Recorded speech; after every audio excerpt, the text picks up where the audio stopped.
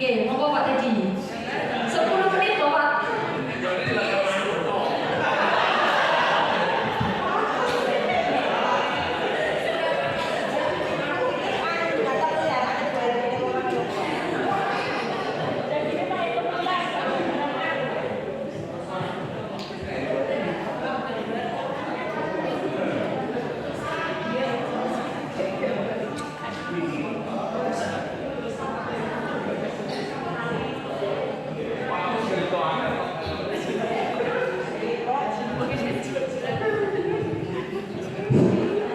Assalamualaikum warahmatullahi wabarakatuh.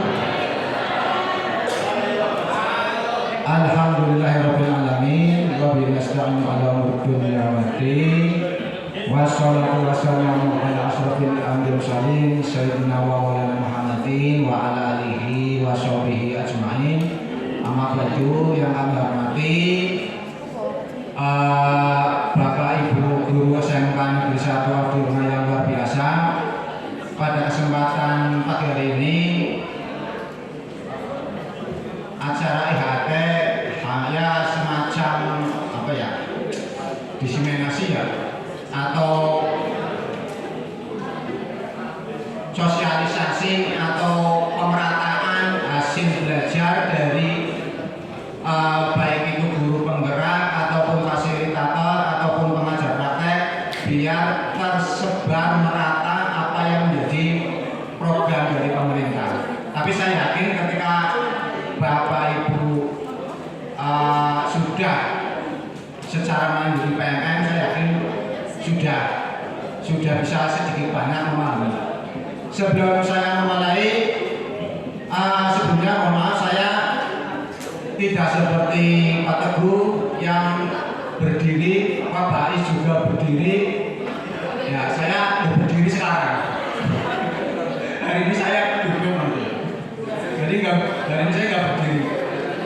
Sebelum memulai sedikit ada pantun juga itu kota Bais, Pak Bais. Belum, sabar. Jalan-jalan ke kota baru. Jangan lupa memeluk hiu. Kepada Bapak Ibu, izinkan saya mengucapkan I love you. Dalam museum pantun. Jadi sedikit, jadi semacam itu pada hari ini tadi yang disampaikan Bu Rani, yaitu akan menyampaikan pembelajaran diferensiasi. Sebenarnya ini materi simpel ya, saya yakin Bapak Ibu sudah tahu semua terkait dengan pembelajaran diferensiasi. Secara simpelnya, sebelum saya masuk ke pembelajaran diferensiasi ya, jadi sedikit saya menyampaikan yang jadi unek-unek saya ya, ketika mengikuti guru penggerak itu ada 3 teori terkait dengan jiwa atau pembelajaran murid.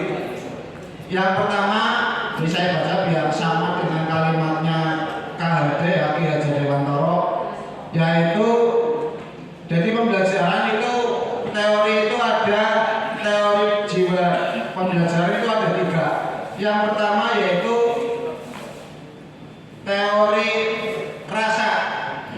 Teori rasa. Jadi gini, konsepnya itu anak ketika atau murid ketika dilahirkan itu dalam kondisi seperti kertas putih ya, kertas putih. Kita orang tua, guru yang membentuk, terserah membentuk itu sendiri. Teori rasa yang pertama itu. Yang kedua yaitu teori aliran negatif. Jadi pada diri anak atau murid itu ada unsur-unsur negatif. Di teori negatif ini, guru atau orang tua itu berusaha biar unsur-unsur negatif pada murid itu tidak muncul. Jadi ditahan unsur-unsur negatif pada anak. Yang ketiga ini yaitu teori konvergensi. Teori konvergensi itu pada diri murid itu gambarannya itu seperti kertas yang sudah ditulis tapi lamat-lamat. Nah, lamat-lamat itu tulisannya samar. Nah, kita guru hanya menebalkan saja. Pertanyaannya di antara 3 teori ini yang benar itu mana? Apakah nama anak masih putih bersih? Apakah anak itu sudah ada garis tipis, kita selaku guru hanya menebalkan, atau ada unsur negatif yang guru harus menahan biar unsur negatif itu nggak muncul? Dari 3 teori itu yang benar mana? monggo kita yang ini sedikit dulu karena ini dasarnya di sini. Dasarnya di sini kita akan mengembangkan pembelajaran yang menyenangkan dan sebagainya, kemudian pembelajaran diferensiasi dan sebagainya itu dasarnya di sini. Sebenarnya Anda sudah punya dasar atau masih kosong? Ya. Ada yang bisa memberikan argumen karena teori dasar rasa ini sesuai dengan hadis Rasul ya. Kullu mauludin apa maulidin yuladu alal fitrah. Monggo. Teori dasarnya itu. Nah menurut Bapak Ibu Guru ya kenapa saya menyampaikan ini karena dari sini nanti kita kan bergeraknya itu anak sudah dasar itu mau diapain lagi dasar hidup. Nah atau sebenarnya itu anak itu masih kosong bersih gitu ya. Kita bisa bentuk suka kita gitu ya. Semacam itu. Jadi monggo saya minta sedikit urun rembuknya gitu ya. Karena ini juga sampai sekarang masih dalam kebingungan saya. Karena ini yang menyampaikan ke HD ya, Ki Hajar Dewantoro. Sementara di sisi lain ada hadis Nabi gitu. Ya, yang belum sama sekali itu belum saya temukan jawabannya gitu. Semacam itu. Bahkan setiap diskusi juga semacam itu. Monggo Pak Sidik urun rembuknya barangkali ada yang bisa disampaikan.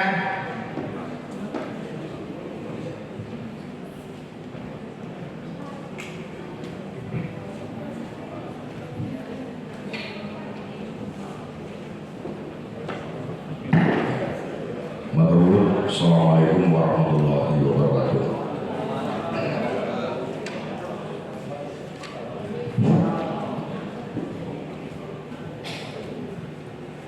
Dari kelima pembicara, maaf Pak Hafiz, ini sedikit yang sudah bisa yang saya tangkap. Sebenarnya apa yang membuat diri kita itu munyang-munyang ning otak bingung kan lakonnya apa-apa itu karena kita lepas dari jalur kudrat manusia sendiri. Yang pertama, tadi apa yang saya disampaikan oleh Pak Teddy bahwa ada tiga teori. Oke, saya langsung saja kepada apa yang sudah dipesankan oleh pendahulu kita bahwa kaitannya dengan ngapunten pendidikan kita sudah dibekali, ada mungkin sudah kenal dengan sihir ala-ala, itu juga sudah jelas di situ. Kemudian tadi yang sudah disampaikan oleh Pak Teddy tentang teori rasa, teori aliran negatif dan teori konvergensi, itu pun sebenarnya sudah dibekali oleh pendahulu kita tentang ini semua. Tingkatan kecerdasan manusia, tingkatan kecerdasan watak, akal dan sebagainya itu sudah diklasifikasi per usia. Itu sudah seperti itu. Kemudian dari sini kembali lagi, sebelum kita mau melangkah membuat suatu bentuk pendidikan yang bermacam-macam, mau SRK maupun pendidik mau tulisannya bukan untuk ini asli tentang SLK, tentang diferensiasi dan sebagainya. Oke, ayo kita kembali dulu kepada teori sebelumnya. Yang pertama, teori rasa. Anak seperti halnya kertas putih. Kalau kita bicara kertas putih, otomatis teori rasa itu harus diterapkan kepada anak yang baru lahir, usia belum tamjiz. Itu seperti itu pasti. Kemudian teori aliran negatif. Kalau seperti ini, saya katakan ini pendapat saya. Anak tersebut sudah mengalami pergaulan, entah itu pergaulan yang bagaimana bebas dan sebagainya, itu pasti. Kemudian kalau teori konvergensi, anak yang seperti kertas yang sudah tertulis lama-lama. Nah ini anak yang sudah mendapatkan pendidikan mungkin seperti itu di dalam pergaulan. Jadi kalau menurut saya berkaitan dengan diferensiasi mungkin bisa juga dikaitkan dengan kudrat manusia sendiri lagi, bahwa manusia itu diberikan gaya belajar dia pakai masing-masing alasan gaya radio bodol, ada matematik dan apa itu yang kudu ngaburakan kinas teknik seperti itu, mungkin seperti itu. Hanya model, metode cara penyampaian saja kepada anak. Tapi sekali lagi yang namanya manusia itu dari lahir tanjir sampai dengan akhir balik itu sudah ada. Garis itu, oke saya setuju dengan garis itu. Ataupun warna, ataupun coretan itu pasti sudah ada. Mungkin seperti itu Bapak. Betul. Terima kasih, aplaus untuk Bapak Sidik, luar biasa apa yang disampaikan. Terima kasih. Ya terima kasih. Monggo ada tambahan lagi dari Bapak Pak Wiarso. Menarik kalau diskusi semacam ini menarik. Monggo.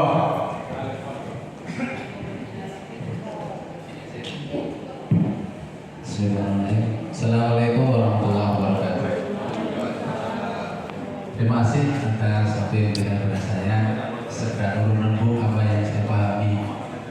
Jadi kalau saya pahami dalam konsep pendidikan Islam itu, sesungguhnya pendidikan itu dimulai sejak laki-laki memilih calon ibu dari anak-anaknya. Jadi sejak laki-laki memilih calon ibu untuk anak-anaknya sudah dimulai pendidikan. Kalau dia pengen besok punya anak seorang artis, maka dia akan memilih artis. Ketika dia besok anaknya pengen jadi anak yang soleh, biasanya ya punya backgroundnya muslimah atau dari pendidikan pondok. Sudah dimulai sejak dia memilih. Kemudian tadi dikatakan sama Pak pembicara tadi, hadis tentang kullu mauludin yuladu alal fitrah. Dalam konsep Islam itu betul, manusia dilahirkan dalam keadaan fitrah. Tetapi ada ayat lain yang menjelaskan fitrah itu bukan putih. Dalam teori tabur rasa kan putih. Tapi dalam konsep Islam itu sudah ada potensi. Di surat Al-A'raf ayat 172. Wa idza hadara rabbuka min bani adam bidurin alastu birabbikum. Kalau balasainya, ketika manusia ada di alam ruh, Allah mempersaksikan, merenangkan diri, astu birabbikum, bukan aku di Tuhanmu. Maka kita menjawab balasainya. Sudah ada potensi akidah sejak manusia sudah ada di alam ruh, sehingga masuk dalam alam rahim itu sudah punya bekal akidah. Jadi putihnya, fitrahnya sudah akidah. Dalam sejarah kita melihat Fir'aun yang dia mengatakan diri sebagai Tuhan, di akhir hayatnya ketika saat sekaratul maut, fitrahnya muncul. Anak amatu birabbikum wa Musa. Dia iman kepada Tuhannya Musa.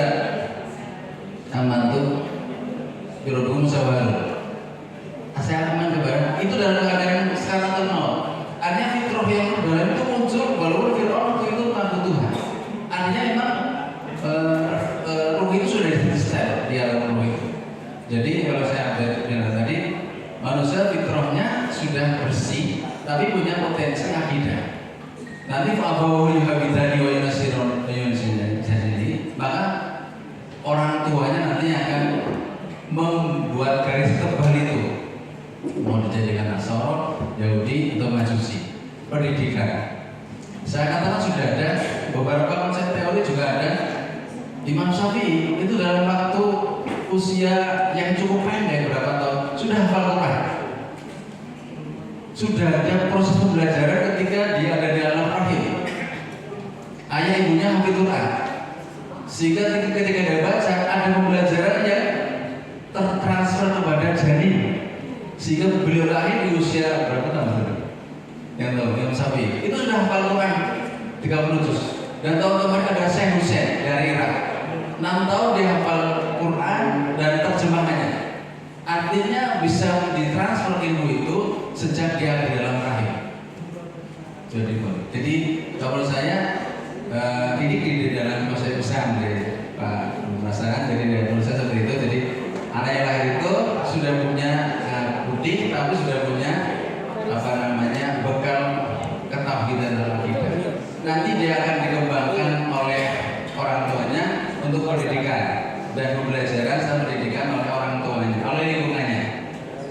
Jadi mungkin ada konvergensi juga yang bisa kita paham. Terima kasih. Assalamualaikum warahmatullahi wabarakatuh. Terima kasih kepada Bapak Wirso, Afif dan Bapak Wirso. Alhamdulillah kita dapat pencerahan ya. Jadi ya karena di kalimat awal itu teori rasa sudah tidak relevan menurut para cendekiawan, sehingga ini sesuai dengan apa yang disampaikan oleh Ki Hajar Dewantoro ya, bahwa apa itu tulisannya,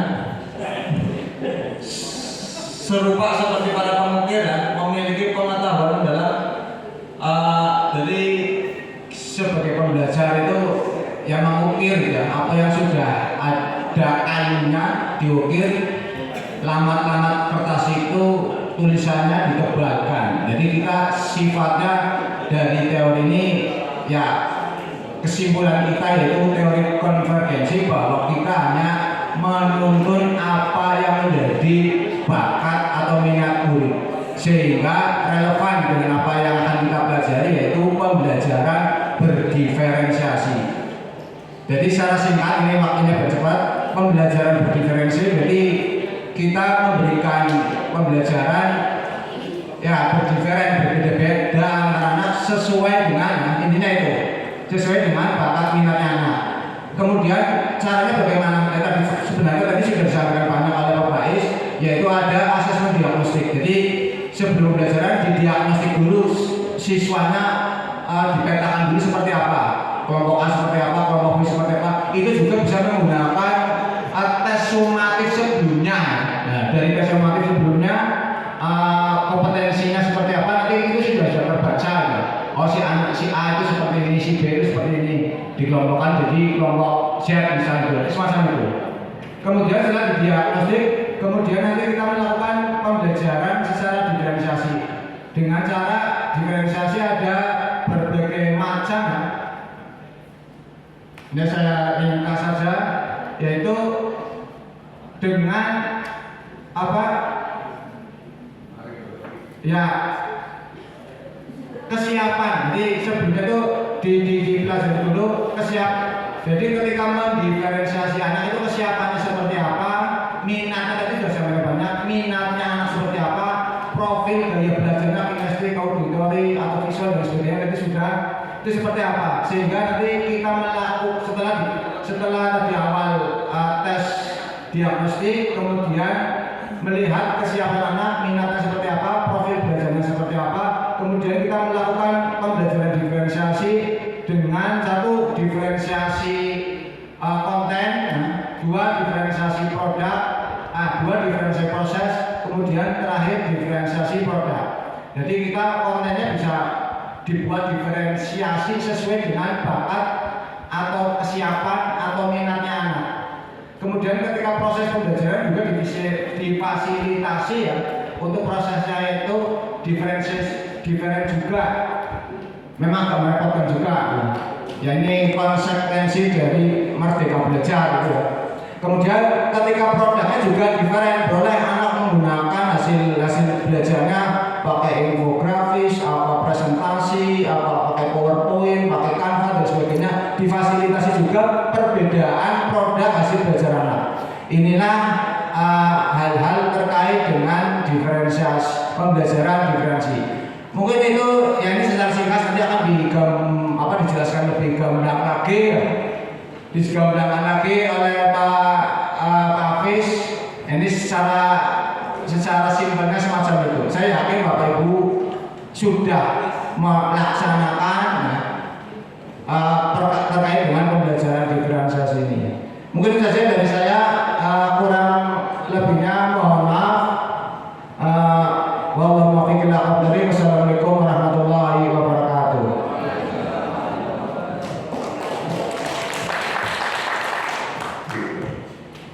Bismillah. Karena tadi sudah ditutup, saya buka lagi di bawah. Karena ini bukan sesi yang sudah ditutup untuk diferensiasi. Saya buka lagi. Assalamualaikum warahmatullahi wabarakatuh. Izin melanjutkan tentang topik bahasan pembelajaran berdiferensiasi. Jadi ini menarik bahwa yang kita lakukan itu selama ini itu rata-rata adalah sebagai guru yang egois, karena kita menuntut anak ya harus seperti ini, padahal kita tidak membuka diri, padahal kebutuhan anak itu harus kita fasilitasi. Makanya sebelum kita ke diferensiasi, nah mungkin ada beberapa hal yang pertanyaan yang mungkin bisa dijawab salah satu atau dua guru dari pertanyaan ini. Apa yang Anda ketahui tentang latar belakang murid Anda, pembelajaran yang dilakukan mereka sebelumnya, sebelumnya, kemudian dan perkembangan keterampilan mereka itu seperti apa? Kira-kira siapa yang mau menjawab? Kalau tidak, saya akan acak ya. Gimana Bu Ari? Ada? Kalau nggak diacak, monggo Bu Ari bisa memilih. Hurufnya S.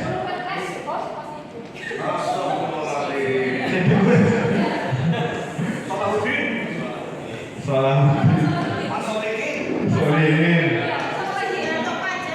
Sugiarto Fajar.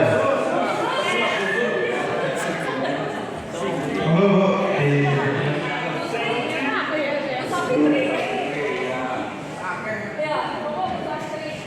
Bu Fitri, kira-kira bisa diceritakan sendiri? Nggak apa cerita tentang tiga ini, latar belakang murid di TAV seperti apa, kemudian pembelajarannya yang polanya seperti apa, kemudian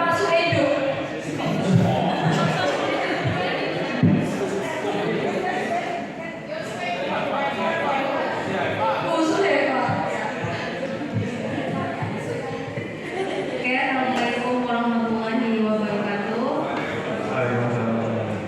Di sini tentang latar belakang murid berarti tentang mereka pada saat di rumah seperti apa dengan di sekolah kayak gitu Pak maksudnya? ya bisa, atau lebih ke DPP itu latar belakang siswanya seperti apa, kemudian pembelajarannya seperti apa, apakah mereka menerima atau dia salah jurusan tadi kata Pak Ido atau seperti apa? Kebetulan dari siswa saya sendiri, saya sebagai wali kelas 12 yang kemarin sudah lulus, saya punya ada beberapa siswa yang bermasalah dari kelas 1.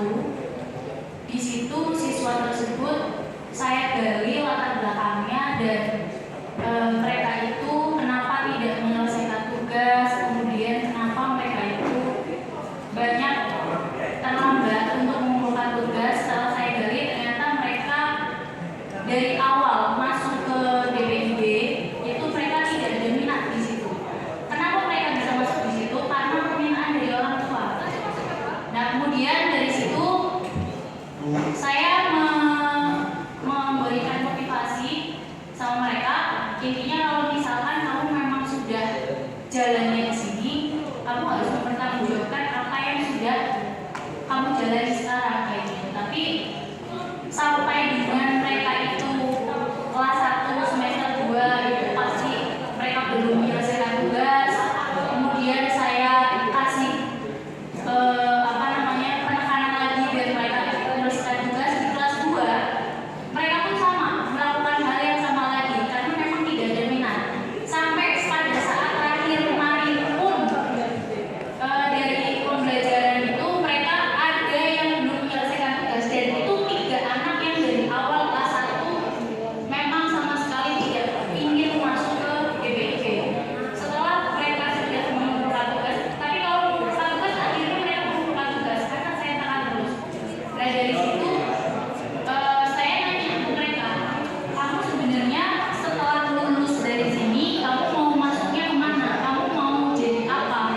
Dan dari jawaban mereka itu, yang satu pengen jadi satpam, yang satu perempuan, pokoknya saya mau nikah, gak masalah kalau misalkan saya masuknya SMA atau apa. Cuman dia merasa kalau masuk DPID itu tugasnya banyak. Kemudian yang satu lagi itu karena dari orang tuanya ada basic punya kantor civil kontraktor, akhirnya anaknya dijuruskan ke situ. Nah dari situ yang saya bingung, saya memberikan motivasi apapun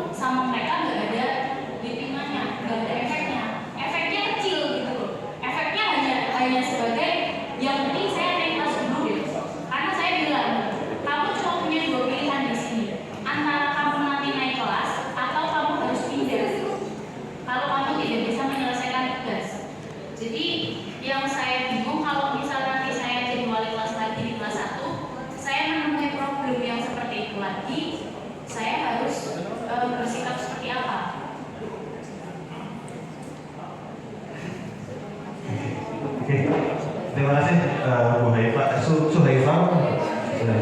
Oke, mempersingkat saja.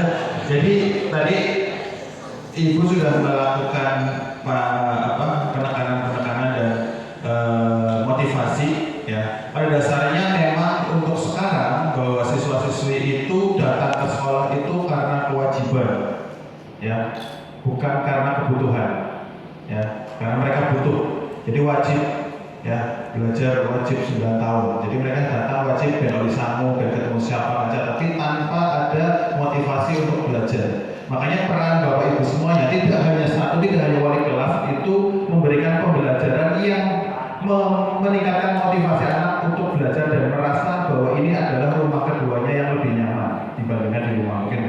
Nah ini adalah PR. Nah diferensiasi adalah salah satu metode yang bisa kita terapkan agar menjadikan anak ketika dalam pembelajaran itu lebih antusias ya, karena kita tidak mengkotak-kotakan suatu tugas ya. Kalau dulu kita tugas tulis di buku PR misalnya, semuanya sehingga anak merasa bosan dan sebagainya. Untuk pertanyaan kedua saya skip lagi aja karena waktunya. Nah, pembelajaran untuk belajar semua murid ini sebenarnya sudah disampaikan sama tim sebelumnya bahwa sebenarnya Ki Hajar Dewantara ini era dulu dan ini jadi disinggung kembali di kurikulum Merdeka bahwa maksud dari pendidikan adalah menuntun segala kekuatan kodrat yang ada pada anak-anaknya. Jadi kita fungsinya menuntun ya, menuntun agar mereka sebagai manusia maupun anggota masyarakat. Nah di sini kita membelajarkan siswa agar nantinya dia bisa bermasyarakat, dapat mencapai keselamatan dan kebahagiaannya yang setinggi-tingginya. Ya, sebagai pendidik, nah kita nih. Nah, kita tentu menjadi bahwa setiap anak adalah unik. Jadi tidak ada yang sama. Ini yang jadi masalah. Kita menyamakan anak, ya, menyamakan semuanya. Makanya kita kadang memberikan tugas juga sama. Ya, tugas itu menyediakan lingkungan belajar. Jadi kita itu harus menyediakan lingkungan belajar yang memungkinkan setiap anak untuk dapat tumbuh, ya, untuk dapat tumbuh dan berkembang secara maksimal sesuai dengan kodratnya masing-masing dan memastikan bahwa dalam prosesnya, ya, anak-anak tersebut merasa selamat dan bahagia. Jadi jangan ada capek, mesti akan capek karena ada yang mungkin beberapa anak yang bisa mengikuti dan ada yang tidak. Kayak tadi Bu Haiwa ada 3 anak ya dari sekian banyak. Nah ini peran kita akan harus lebih effort ya ke beberapa anak yang bermasalah tadi, memberikan solusi yang lain yang mungkin berbeda dengan anak-anak yang lainnya. Nah, kita bisa membayangkan bahwa dalam suatu kelas ya, setiap karakteristik anak mesti beda, ya. Gaya belajarnya beda-beda. Ada yang dia pakai musik headsetan, ada yang membaca buku, ya. Kemudian ada yang secara hitung-hitungannya lebih cepat, ya, analisnya lebih cepat. Kemudian ada yang menyukai kegiatan kelompok, macam-macam ya. Nah, ada yang justru dalam kelompok itu menghindar, introvert ya. Nah, dalam keseharian kita itu harusnya sudah tahu nih karakteristik anak-anak. Kita harus belajar atau kita itu peran guru akan harus multitasking ya. Selain memberikan pelajaran itu kita harus tahu secara natural sebenarnya ya kemampuan ini itu anak itu butuh apa. Makanya tadi ada asesmen diagnostik nih yang harus kita lakukan. Dan asesmen diagnosis itu tidak bisa juga secara awal pelajaran, kita bisa secara berkelanjutan. Nah, dalam kata lain pembelajaran diferensiasi ini nantinya itu adalah usaha yang dilakukan guru. Jadi usaha kita ya dalam menyelesaikan proses pembelajaran di kelas untuk memenuhi kebutuhan belajar murid. Ya, mengimplementasikan pembelajaran berdiferensiasi ini adalah upaya yang konsisten dan untuk merespon kebutuhan belajar murid. Tapi pertanyaannya adalah kalau 36 anak memiliki karakteristik yang berbeda-beda, apakah kita fasilitasi semuanya? Itu kan pertanyaan itu. Akan semakin capek. Misal ada yang nah itu kita bisa kelompokkan agar mereka semakin dewasa dalam proses pembelajarannya. Nah, 3 pendekatan dalam memenuhi kebutuhan murid itu kita harus tahu minat belajarnya anak. belajarnya anak itu bisa kita lihat dari dia mau apa dalam belajar. Nah, rata-rata anak datang ke sekolah, ya ini saya bilang rata-rata, karena mereka itu hanya untuk datang sekolah saja, dapat uang saku selesai. Makanya kita cari tahu nih. Nah, ini lewat asesmen diagnostik kita bisa menggali informasi-informasi terkait minat belajar. Dia senang belajar menggunakan baca buku, dia senang menggunakan browsing. Berarti ada pertanyaan Bu Umi tadi, apakah kita harus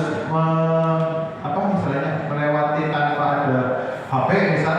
Nah, itu harusnya kita juga nggak bisa seperti itu juga, ya. Tapi kita harus fasilitasi anak dalam berkembang di pembelajarannya.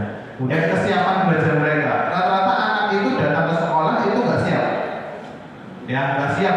Bahkan kalau zamannya kita mungkin ada anak PR bumi mesti belajar.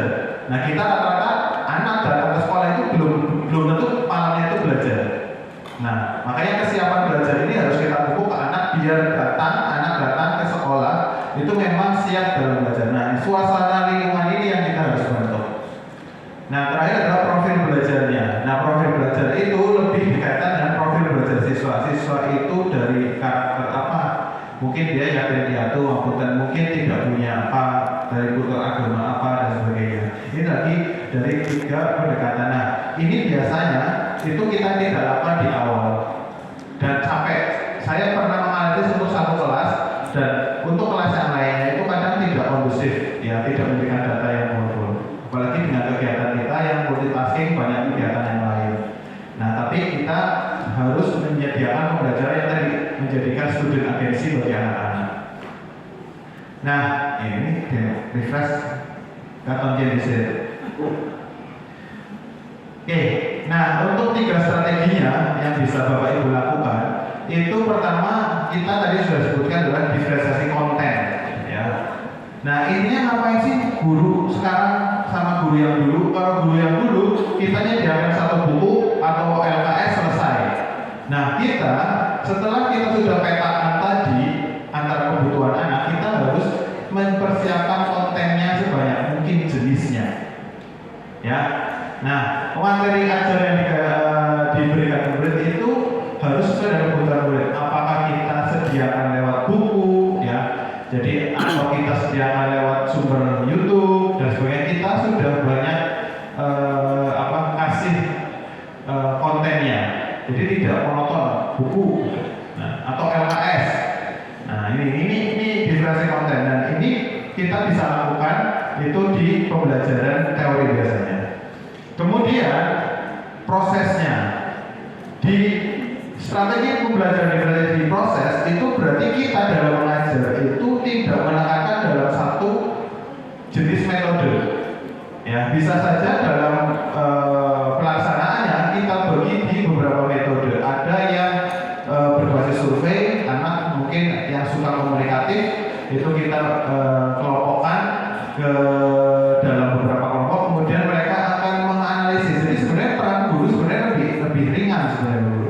Jadi sebenarnya kita hanya memberikan beberapa clue, kemudian kontennya apa, mereka akan bebas. Mereka boleh mencari literasi di perpus, mereka boleh mencari informasi di internet. Yang penting proses belajar ini kita bisa pantau. Nah ini proses pembelajarannya adaptif. Artinya tidak aku misal contoh menulis semuanya. Ini catat, kalau dulu kan kita nyatet semuanya. Nah di sini itu kita memberikan diferensiasi pada kegiatan proses pembelajarannya. Nah, selanjutnya yang terakhir adalah diferensiasi produknya. Nah, diferensiasi produk itu hasilnya. Jadi Bapak Ibu, ada anak yang mungkin dalam penyampaiannya dia suka gambar. Kemudian ada yang anak bisa komunikatif. Nah, ada anak yang dia sistematis. Maka dalam pemberian tugasnya atau penyampaian informasi bagi siswa dalam menghasilkan produknya, praktek ataupun teori, itu kita bebaskan. Kita jangan kotak-kotak dulu, kumpulkan semuanya dalam bentuk misal makalah. Nah, itu enggak, mereka boleh menggunakan ilustrasi gambar, boleh komik, boleh apa, yang penting mereka bisa mengekspresikan hasilnya. Ya, misal praktek kalau mereka bisa gambar pakai komik ya nggak apa-apa kita fasilitasi. Atau dia punya suara yang bagus menggunakan voice note juga nggak masalah. Artinya kita bebaskan dan kita cuma oke, anggapnya suara top nilainya sedikit. Nah, kita harus memiliki standar penilaian yang berbeda untuk jenis tugas yang sama. Ya, jadi ada yang presentasi ya nanti kontennya sama, presentasinya, nilainya, tapi yang disampaikan tugasnya beda-beda. Ini 3 strategi berdiferensiasi dan apakah dalam setiap pembelajaran, satu pembelajaran itu harus ada 3-tiganya? Nah ini yang salah kaprah. Biasanya RPP harus berdiferensiasi. Itu 3-tiganya muncul, nggak harus 3-tiganya. Boleh kita difokus di diferensiasi produk. Kalau memang pembelajaran pada pertemuan X misal itu lebih ke menyajikan. Kalau dalam pembelajaran itu masih proses, ya masih mencari tahu, berarti discovery learning biasanya itu kita bisa ke diversi proses atau konten.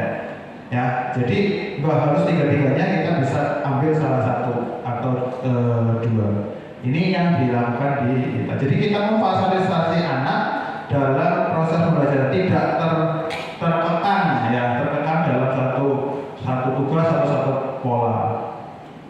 Nah, miskonsepsi yang dilaksanakan di belajar berdiferensiasi biasanya itu, nah ini diferensiasi itu mengelompokkan siswa dalam gaya belajar.